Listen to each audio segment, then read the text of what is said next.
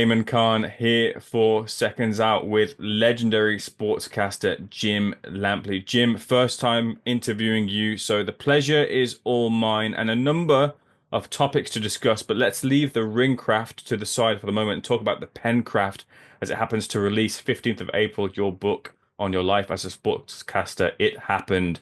Jim, if there's a moment in your career that you felt had to be in that book more than any other, what moment was it?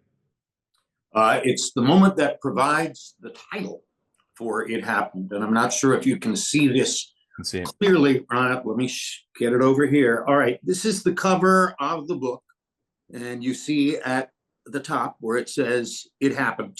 And there are a lot of moments that absolutely had to be in the book. But the reason for the title is that that's probably the single most oft repeated, memorized, recognized call that I delivered in my 31 years of calling fights on HBO. And that was the moment when George Foreman knocked out Michael Moore in November 5, 1994, to become the oldest heavyweight champion in history. And it was the second time in my HBO career, the first one being Tyson Douglas in Tokyo, when I was watching a referee count to 10 and realizing, oh my gosh, he's going to get to 10. And when he gets there, I'm going to have to say something meaningful, appropriate, preferably iconic, but oh my gosh, what is it going to be? And I had seconds to figure it out. And in that particular instance, you may already know the story. But George Foreman was at that moment our expert commentator on the telecast. And of course, he wasn't working that night because he was in the ring. And in the weeks prior to the fight, I had cornered George at staff meetings, at production meetings, at crew meals several times to basically badger him. George, how are you going to beat Michael Moore? He's a southpaw. He's a mover. Holyfield had trouble finding him in the ring. Holyfield has much better feet than you do. What on earth can you do to turn the tables here and beat a guy who seems to have tactical advantages against you? And George, several times, more than once, would look me straight in the eye and calmly say, Jim, you watch. There's going to come a moment late in the fight when he will come and stand in front of me and let me knock him out. Always the same words. He will stand in front of me and let me knock him out. So now Moore is lying on the canvas and Joe Cortez is counting to 10. And I can tell that he's going to get to 10. And I'm thinking, oh my gosh, why didn't I stay up late in the room last night and think of what to say about this? This is one of the biggest moments in heavyweight boxing history. And I didn't give the slightest thought to the possibility that it could happen. And now here it is right in front of me. And I've got 2 or 3 seconds to come up with something. And what entered my head was George having told me over and over, he'll come and stand in front of me and let me knock him out. And what I said on the air was, it happened. It happened. And it's, it's uttered to boxing fans all around the HBO universe, but it was really me talking to George and saying, I cannot believe that what you told me was going to happen has now happened right in front of my eyes. I imagine the process of minimizing a storied career into one memoir, one book must be a long process, but a natural one for yourself. But what was that like, kind of picking out the moments that were so key to you and putting that into the book and maybe leaving some on the cutting floor? How did you find that process? I thought it would be much more difficult than it was. I thought that I would have to work really hard to develop outlines and conjure in advance what it was I wanted to put into each chapter and structure the book and behave like a real writer, etc. And I thought it would be a self-conscious enterprise because it was an autobiography. But at the end of the day, my wonderful wife gave me a fabulous piece of advice when I was first sitting down to try to begin writing. She said, look, every story you ever tell about yourself begins with the same few words. And those words are, my father died when I was 5 years old. So sit down and say to yourself, my father died when I was 5 years old, and let the rest of it spill out. That's what happened. It happened. And so I began going back and piecing together my boyhood, all of the things that my mother did to keep us together and body and soul together after my father died when I was 5 years old. One of them, by the way, was that she helped arrange for me to buy a ticket to Cassius Clay versus Sonny Liston, February 25, 1964 in Miami Beach. We were living in a crappy suburb of Southwest Miami. She drove me over to the Miami Beach Convention Center and dropped me off and waited a few hours while I went inside and watched my first live prize fight. Imagine that. My very first live prize fight was Cassius Clay's upset of Sonny Liston for the heavyweight championship. And that falls in line with two other noteworthy occasions in the book, one of which is Foreman's win over Morell, and the other, of course, is Buster Douglas's upset of Mike Tyson in Tokyo. In the closing rounds of the fight in Tokyo, when it was clear what was going to happen, I was sitting there thinking to myself, oh my gosh, the first time you ever came live to see one of these things was the fight that was called at that time the biggest upset in boxing history.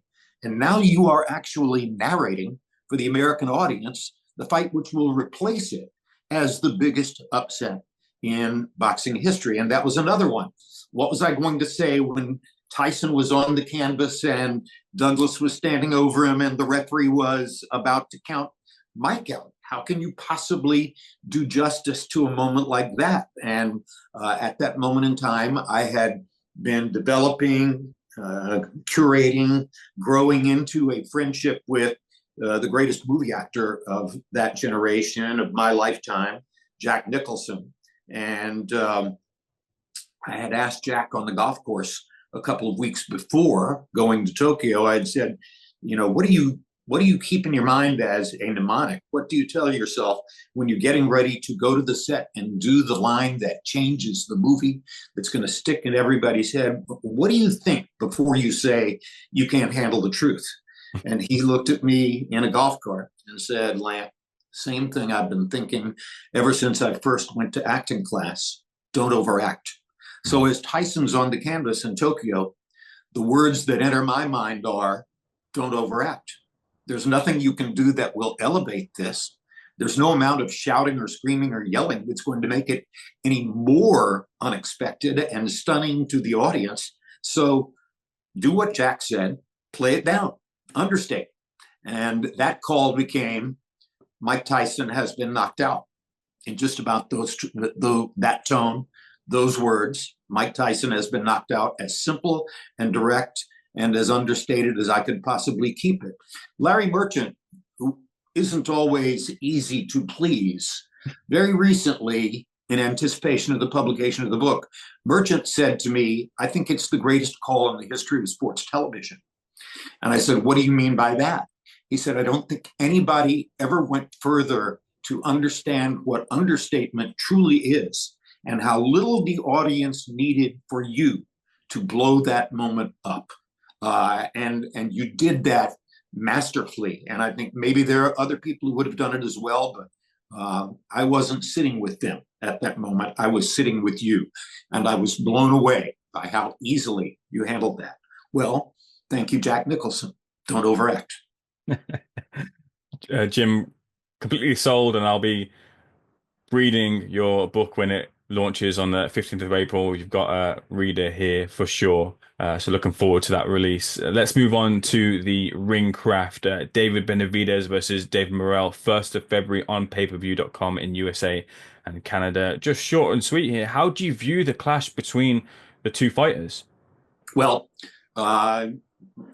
even when I first came back to boxing with ppv.com to do ringside live chat 15 months ago, there was already an active ongoing discussion within the sport as to what happens between David Benavidez and David Morrell. Morrell wasn't even really all that well known to the broad base of boxing fans at that particular time. Benavidez certainly was, because he had already attracted a great deal of attention for his natural charisma as a human being and for his extraordinary punching power in the ring. And even though they were both fighting at that moment at 168 pounds, they were seen as the logical next opponent, whoever emerged between the two as the logical opponent down the road for the number one money fighter in the sport, Canelo Alvarez. That has all played out the way that we expected it to. So the winner of the fight between Benavidez and Morell is going to get a lot of hype as the logical opponent for Canelo, whether that takes place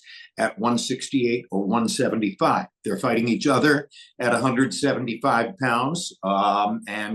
I suspect that there's no particular advantage to either. They've both been at 175 before, and they both are power punchers with boxing skills. So it's a great matchup. It's an exciting matchup. I'll be honest and tell you, I don't really have a clue who is likely to win the fight.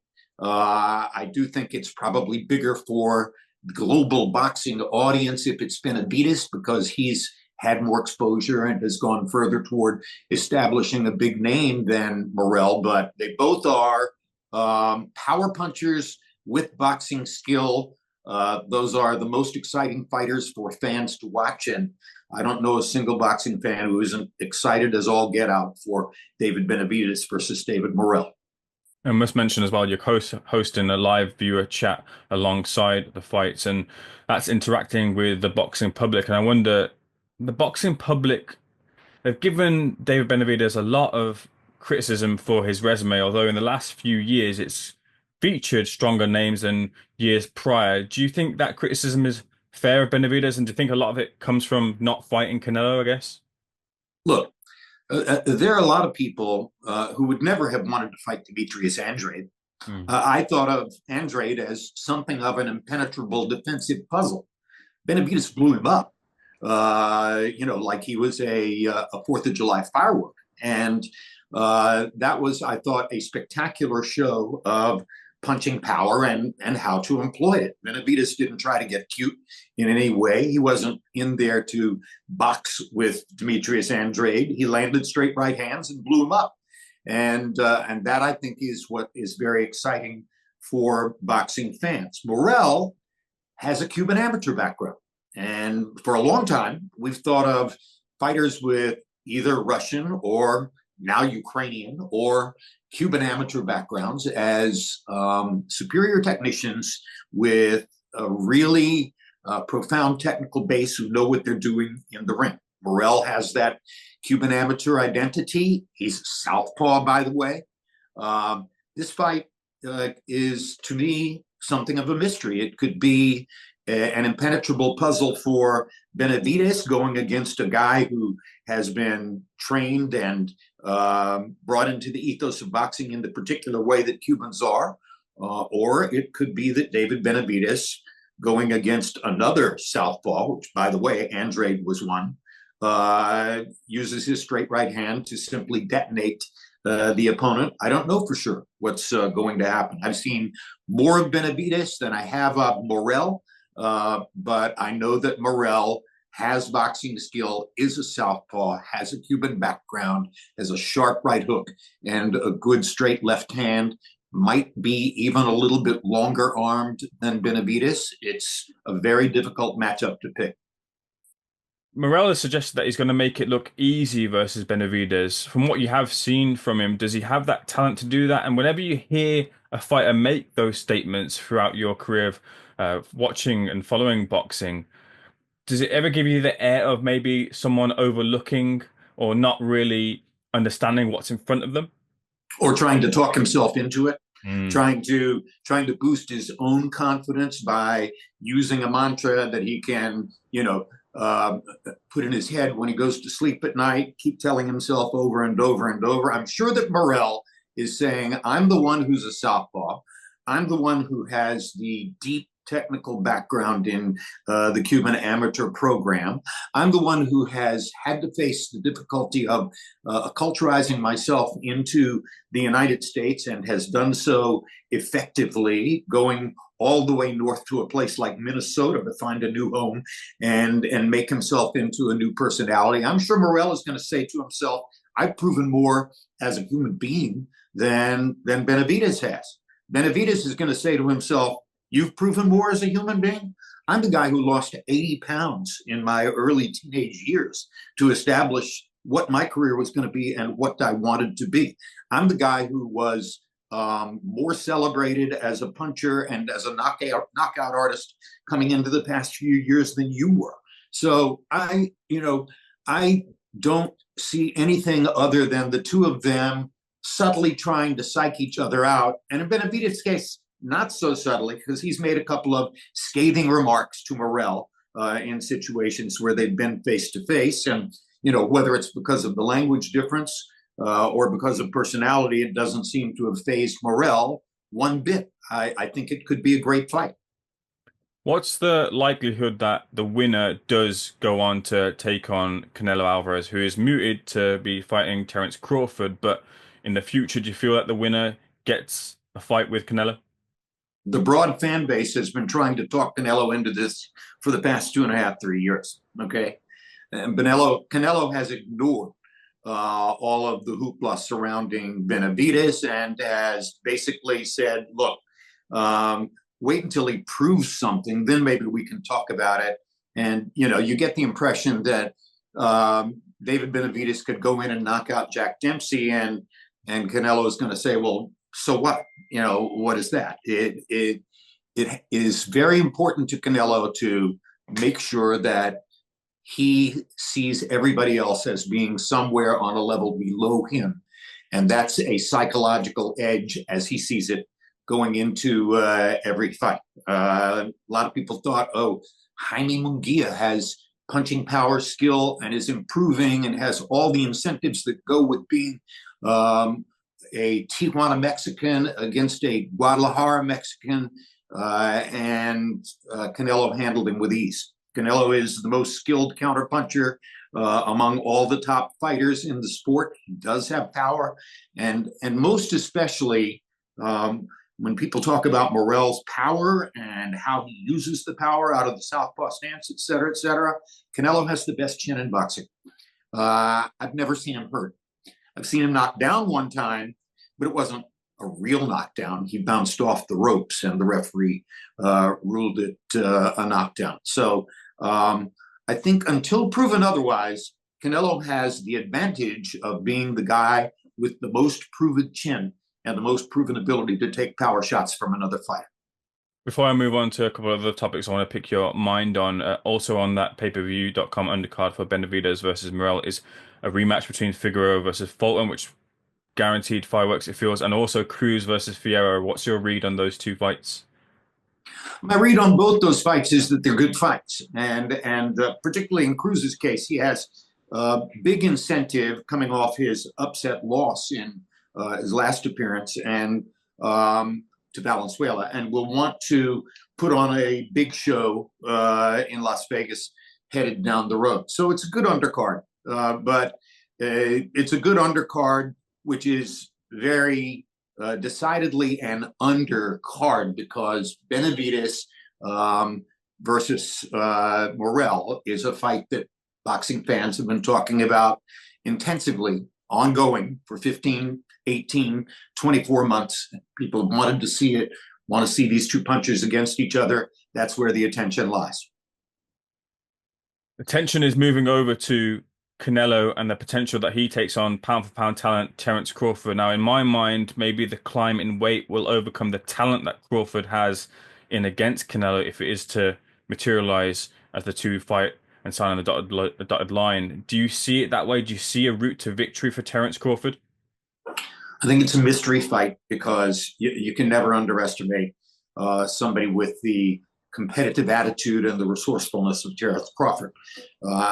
I can't tell you how many people told me before Crawford's last fight that was going to be his comeuppance. And I said, no, I don't think so. I think he's too skilled, too seasoned, and has too much for that opponent. And he easily knocked him out, knocked him down 3 times, right? Mm-hmm. So Terence is Terence is a spectacular talent, and he has one of the greatest assets any fighter can have. He has an innate, inbred mean streak. Loves his mother with an overwhelming passion, but he has a mean streak that he can access at certain moments during the fight, as he did in the last one. And I don't count him out against a larger, stronger man, Canelo Alvarez.